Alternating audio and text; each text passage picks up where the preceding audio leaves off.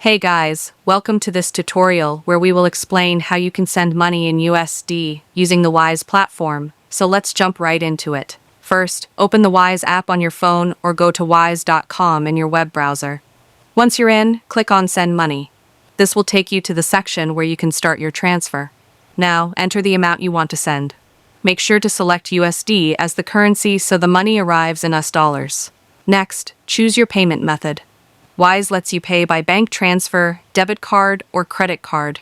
Pick the option that works best for you, and remember processing times and fees can be slightly different depending on which one you choose. Before you continue, review the transfer details. Wise will clearly show the fees and the estimated delivery time, so you know exactly how much it will cost and when your money will arrive. After that, click Add Recipient. Enter the recipient's full name and their US bank account details. This usually means the account number and the routing ABA number. Sometimes you might also need a SWIFT or BIC code, but for most domestic US transfers, it's not required. Once everything is filled in, confirm the transfer. You can track its progress in the Activity or Transfers section in the Wise app or website. Wise will also send you email or push notifications with updates.